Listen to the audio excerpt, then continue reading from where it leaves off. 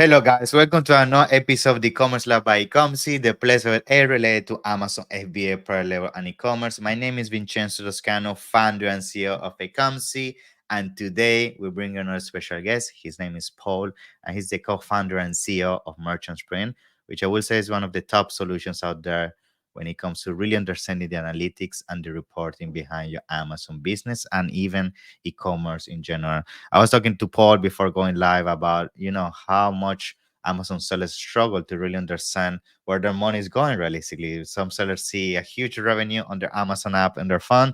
Then when they dig further, they realize they're actually in red. And the reality is because most of them don't really understand how to properly understand the analytics in terms of the finances. So that's what we're going to be talking about, some of the things that you should be aware of, and how actually fees are also changing in the Amazon space, of course, because this is something that a lot of sellers are not aware of, and it's definitely impacting the net profitability. So Paul, welcome to the show once again. How you doing, my friend? Yeah, it's great to be here, Vincenzo. I know you're a busy guy, so I thank you for the opportunity. I think our last podcast is well over 2 years ago, so Wow, yeah, it's man, great to it's be crazy. back. Great to be back, man. I know it's crazy. I remember back then things were just kicking it into gear, and seeing how many things have changed in 2 years is definitely crazy, And I'm so thankful to still have you as a partner on my network, because I know you do so many great things in terms of content, and also your software as well. So it's great to have you. Awesome. So for those that might not know, just a quick intro about what Merchant Sprint does, who you are, and then of course we jump diving into the topic. Yeah. Yeah, absolutely. So Merchant Spring is really, our business is reporting and analytics for Amazon agencies or marketplace agencies, Amazon vendors, and Amazon brands. So we support over 25,000 different sellers through our platform.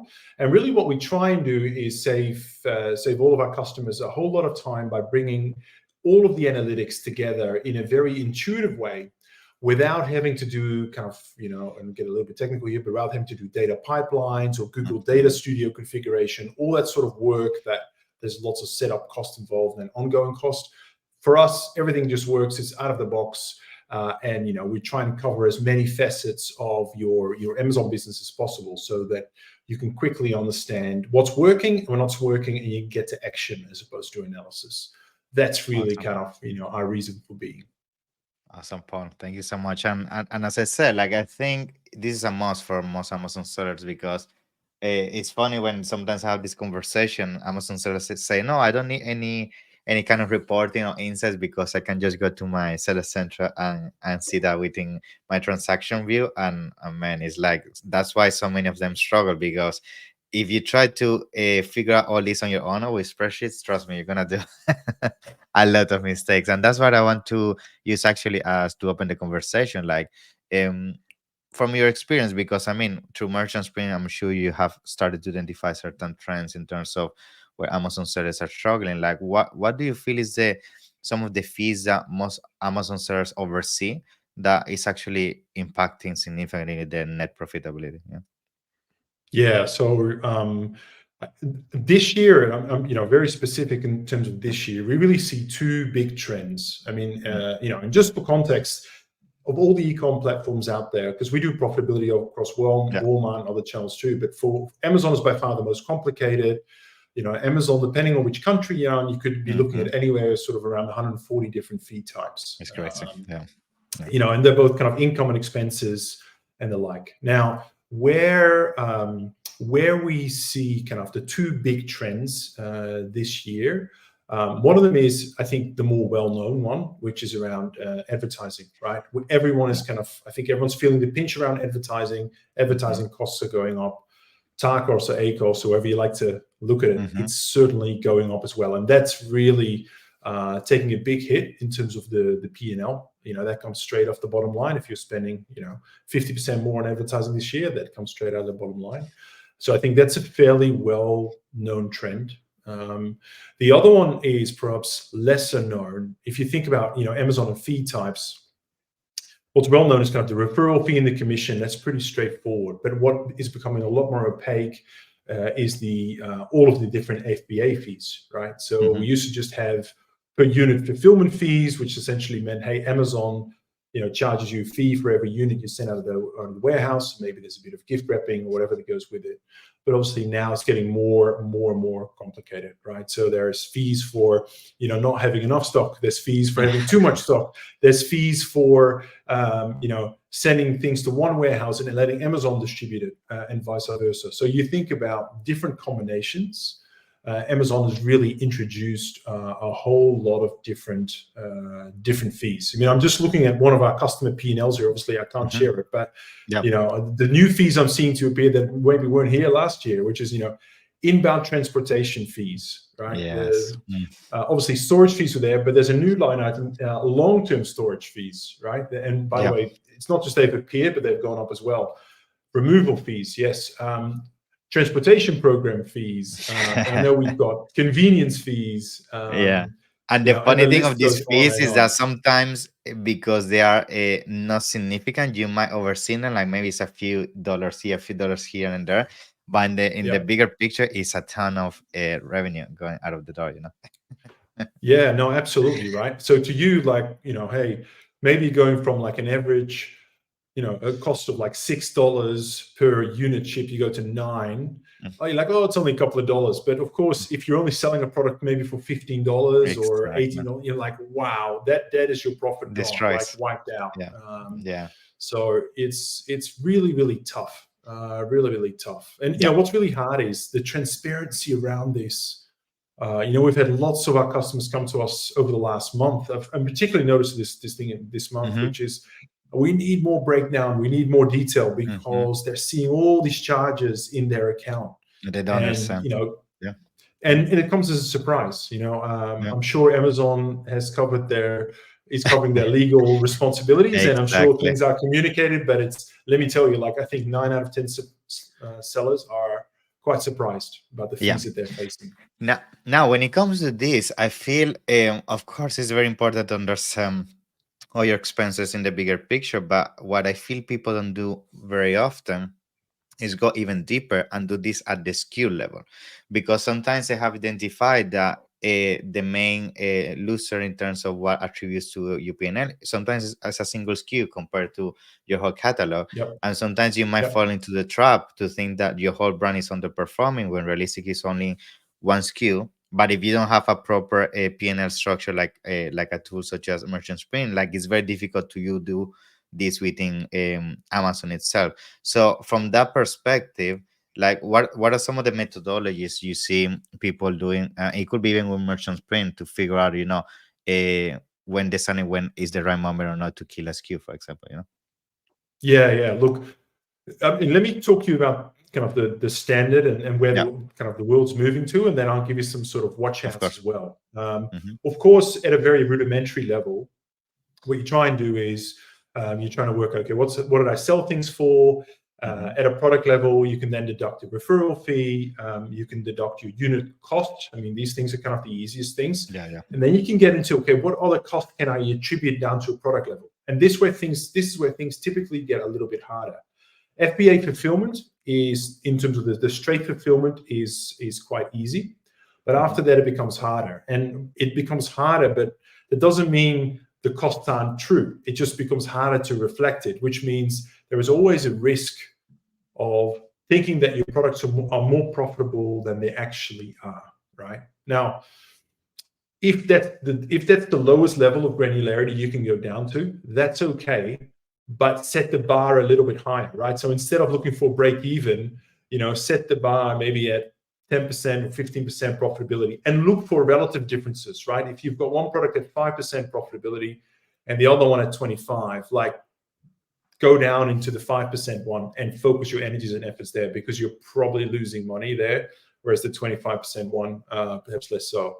But then you get into breaking down further costs, and this is really interesting, right? So you've got some really, particularly on the fulfillment side, you've got some big costs that are sort of product related, but not always attributable back to products. And there's probably 3 or 4 I want to just mention.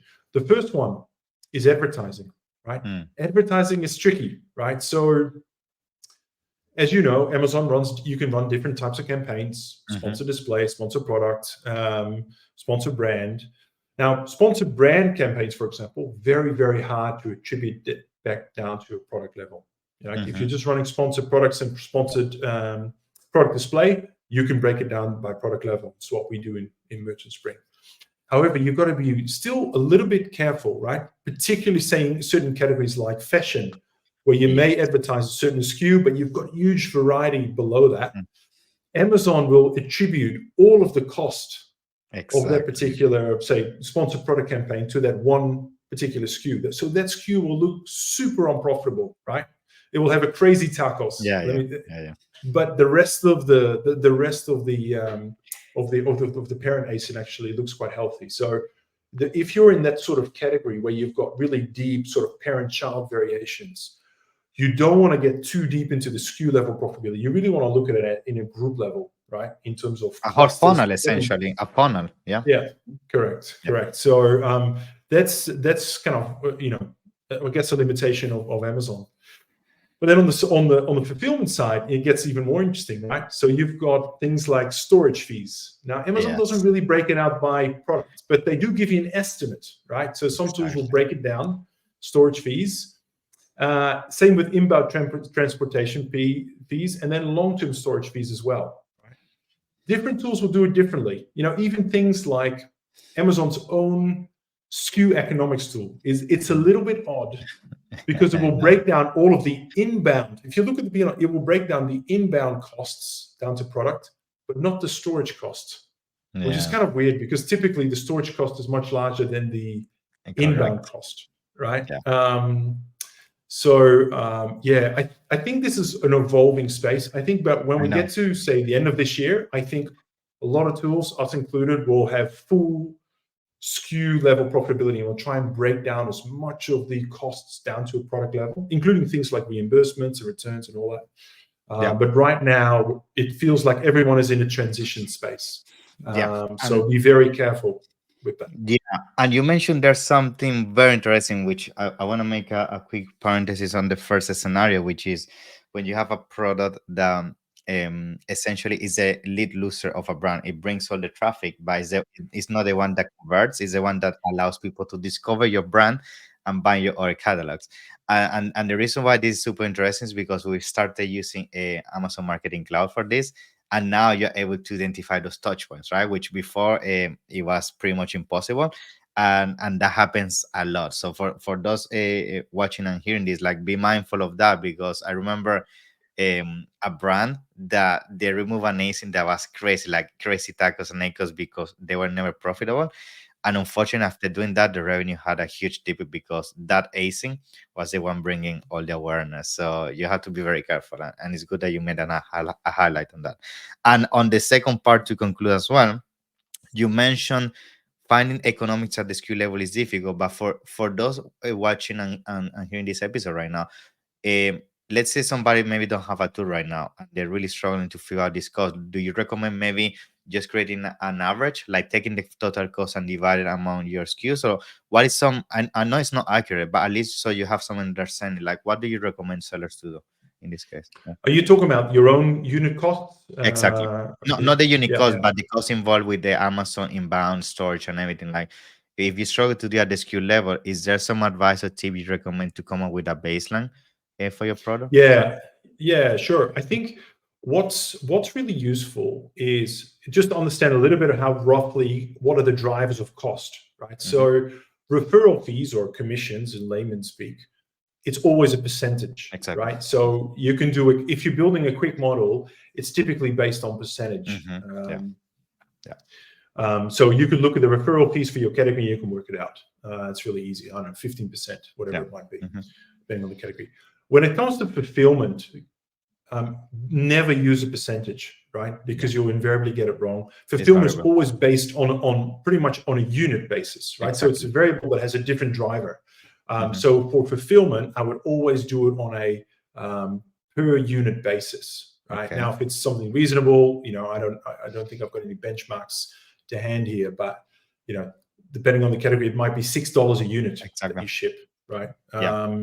Yeah, you Or might, because I guess what I'm sure some people might have as a question is like, we know the referral fee is 15%, and FBA fee sometimes it's another 10-15% on top of that. But let's say for the fees we are talking, the inbound and all of that, is there maybe a baseline that you might say, okay, always consider 3% of cost of sale, plus or minus? You see what I mean? Is there some bandwidth yeah, you have figured out? If not, I it mean, and just curious to know. it's actually no, like we have not, Yeah. because it really depends on the big driver of it is actually your average sale price, right? So if your average Correct. sale, what's interesting, it's, Amazon doesn't care how much you sell things for based, in terms of determining the shipping cost, right? Yeah. Yeah. So it could be exactly the same cost shipping a $50 product or a $20 product, and that's where, or one is super profitable and the other is not. So Yeah. it's really hard to get a percentage Okay. right. Interesting. I would flip it I would flip it on its head, right? Yeah. And say, if you're selling a product that's, say, let's talk the US, for example, Yeah. that is below 25, that you're selling at an average price of $25 or less, Yeah. and it's like a normal size product. It's not like a greeting card, a Hallmark greeting card that you can sell for 20 bucks and weighs nothing. It's like a normal size product, like a water bottle or whatever. Be very careful, because you're probably marginally profitable. Like, you're probably spending $10 a unit on FBA Yeah. fees and everything else, right? And then if you subtract your costs plus your advertising cost, and then you think about, well, this is not really a repeatable product. I'm not getting So like a lifetime value here. if you're gonna make That might $2 be per sale, what's the point? Yeah. yeah, yeah. That's it. Yeah. That's it. So, Awesome. um, Now, in terms of fees as well, another thing I wanted to ask you, like, how, from your experience, this might have an impact in terms of seasonality, because we know seasonality can also play a role here, right? um Especially when you try to come up with a cash flow plan for your brand, it could be complex to figure out, how fees fluctuate across the year, because they do in terms of storage and all of that. yeah, So do you have some advice in there as well, like, what do you usually see sellers doing to mitigate this fluctuation of fees? Because sometimes it can be significant, and if your cash flow is not adjusted to that, you might go easily from green numbers to red numbers, So, yeah. yeah. I think what I'm anecdotally, what I'm seeing more and more every year Mm. is some really explicit consideration on whether to participate in things like Prime Day or Okay. Black Yeah. Friday, right? So Mm. traditionally, I mean, in Q4, every seller gets that letter from Amazon, right, saying it's Yeah, peak yeah, yeah, trading, yeah, our yeah. fees are going up. In a way that makes sense, because Amazon is pushing a lot more volume through their warehouse. They want to make sure that the working capital in those warehouses, It's or at least the prioritized. volume of stock, is optimized, right? I don't think it's necessarily they don't want to grab money off you. They just want to disincentivize you to take slow-moving stock out of the Yeah, warehouse, right? yeah. So they can free up capacity to drive that. But obviously, the costs go up. Then, of course, you see there's big discounting going on during these events as well. And then, generally speaking, there is a big cost associated with like the stock wave, right? You're probably spending more on transport to getting onto Amazon, getting the right time slot in, and not having to pay like penalty fees and all these things is harder and harder, and it has a massive working capital drain on your your own balance sheet. So Yeah. I see more and more sellers, but also vendors, actually sort of say, look, actually, we're just going to play Pass. play Yeah. play Yeah. it safe, or pass, or let's not go crazy, and let's not beat our chest because we want to show, we want to post some sort of chart on LinkedIn that says Yeah. 200%, The idea $1 million, because there's no but profit in the it. profit Yeah, was yeah. $10,000. By the way, I mean, this is a little bit deeper. What is really interesting, this is some of the work we're doing with some of our clients now around customer lifetime value, Yeah. right? What is really Yes, interesting is that's interesting. to go back, because we all kind of invest, right, in terms of Prime Day and Black Friday. What's really interesting, go back, say, last year, 11th and 12th of July. Look at the cohort of customers that you sold to, and particularly the ones that became new customers to your brand, right? Look at that cohort, try and drill down, into those days and say, what's happened to them? Are those customers the lifetime value of those customers. Is it the same? Is it Mm, more? And what are the specific products that turn them into a good, repeat customer that drove a exactly. disproportionately high lifetime value? So, because you may just find that, like, of the hundreds of products that you sold, of all that work you did, maybe there was just a handful that Exactly. actually made the difference, right? Yes, the 80/20 rule, essentially. Yeah, yeah, Correct, correct. yeah. Although, in e-commerce, sometimes it's more like the 595 rule, right? It's more, it's even more It's kind of more grounded. pronounced. But yeah, Yeah. In fact, so we do that all the time with brand analytics, because with brand analytics, you can go back in time and we see, what competitors did during a specific period of time, how the keyword behave, all of that, and it's a good indicator if sometimes it's worth it or not to replicate the same the coming year. yeah, Now you yeah, mentioned something lifetime value, and I have to be honest with you. I feel that's the direction Amazon is going, because the way how expensive it's getting to have customer acquisition, the days of only yeah, focusing on tacos and acres, I feel is becoming, unfortunately, the wrong way of seeing your business, because sometimes tacos and acres is just a top of the surface metric. It could be just how much it costs you to actually acquire the client. But if you have like a supplement brand or typical brand that has accessories around your ecosystem, where you actually make the money is in the lifetime value. And we actually saw in the US how Amazon just released this new dashboard called the customer loyalty one, which now shows you how the lifetime value is changing period after time, the repeat purchase behavior, and new to brands yeah, metrics. So I feel now Amazon is going more the direction of giving us metrics that have to do with actually running a proper brand, that focusing only flipping products, like the all private label, which is just get the product from China, flip it, and make some quick cash. So being said that, like, how do you feel also that is going to affect the way we see the analytics and do reporting on Amazon? Because I feel lifetime value as of now, is very difficult to figure out on your own, because Amazon doesn't really break down this figure for you. You have to do some crazy yeah. macros and everything. So what's your take on that? Yeah. Well, first of all, I've got good news coming for you, because Okay, I I think like that. maybe in a few days, we're switching it on for not just Amazon, but actually for Walmart and all the other channels we provide analytics for, which is going to be great. I think it's definitely going there. So my cynical view here, right? Let me give you two different perspectives. Mm, My cynical view is everyone's complaining to Amazon that advertising costs are going up, mm, and by repositioning the whole argument as a lifetime value thing, right? Saying don't look at the first sale, look at the lifetime value of the customer, is a way for Amazon to justify you to it spend keeps even more trending. advertising Yeah, dollars, yeah, right? yeah, yeah, It's 30, 50% tacos. It's not so bad because the customer's you're going to gonna make buy money in 10 five times years. from you. Yeah. So in a way, and there's a reason why Amazon is building these tools. They are they're positioning the argument for you to spend more on advertising dollars. That's the kind of cynical view. The kind of the glass half full view is actually they're kind of right. Yeah. Mm, I think in the past we've made the wrong decisions by going, well, I mean, we're doing this. We're having a look at one of our customers, which is a well-known beauty brand in the mhm, US, right? Their tacos is running pretty high, probably 50, 60%. mhm. And on that first purchase, they're losing money, right? Yeah, But we know that every customer comes back at least 5 times over a period of mhm, 2 years, right? exactly. And these are $40, $50 products. So the So lifetime value of these customers is sitting close to the $200, right? exactly. Yeah, And if you then look at, well, 50% of 40, so we spend $20 per customer to then acquire $200 of revenue. it's worth it. Yeah, It's as a true tacos, 10% doesn't look so bad, right? yeah, yeah, yeah. So I I think know. it definitely makes I know. sense in certain categories where there's repeat purchases. But hey, if you're selling furniture, right, or washing machines, or something where the concept of repeat purchase Yeah. really is nonsense, right? Don't fall into the trap of being told by your agency that don't worry about the 50% tacos. It's the lifetime value, right? They're gonna buy another fridge in 15 years, so let's wait. Yeah, yeah. If they have to buy another fridge in like 2 years' time, they probably won't buy your fridge, right? So That's correct. That's very good, very good.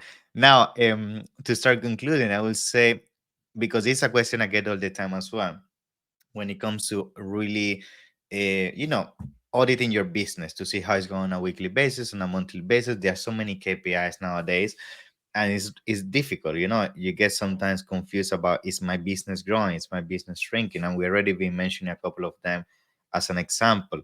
But given that immersion speed, you guys offer so many insights for businesses.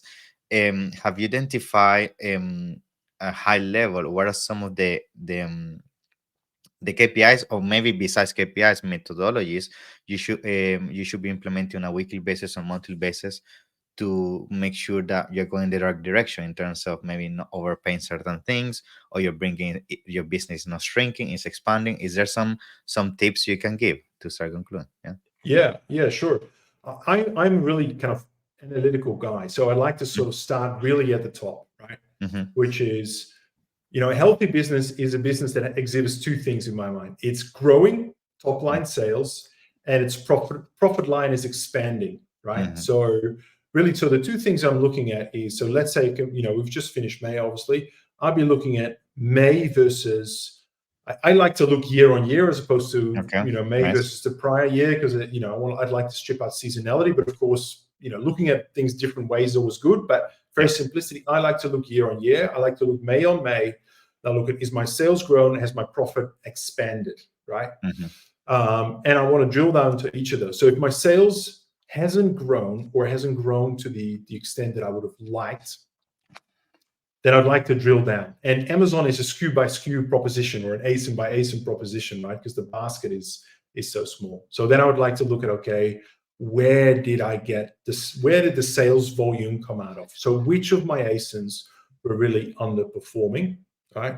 Okay. Second step. The third step, I'm then going to, okay, is this a traffic issue, right? Fewer people landing on the page, or is this a conversion issue, right?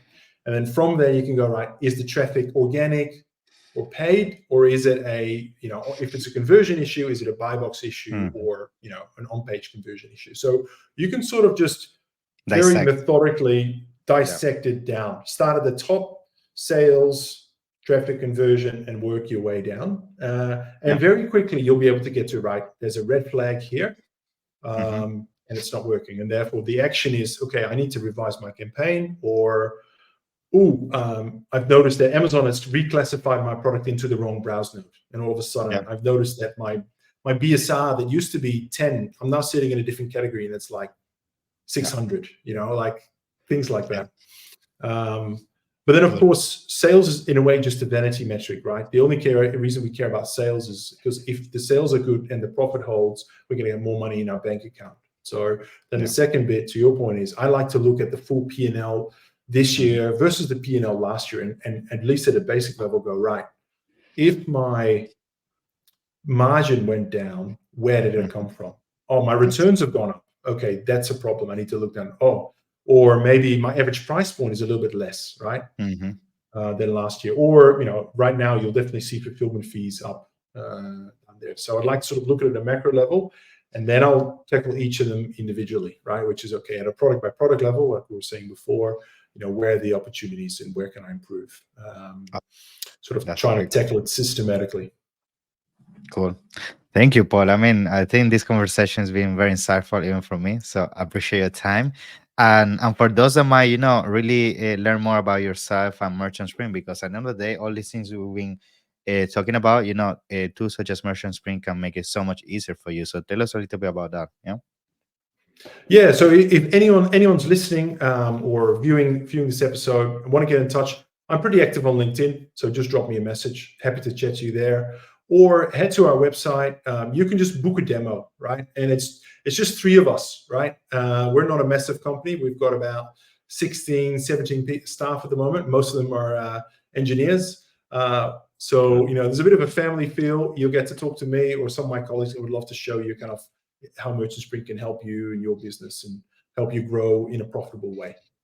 Awesome, Paul. So thank you so much. And for everybody watching and listening this, I'm going to put all the information down in the notes.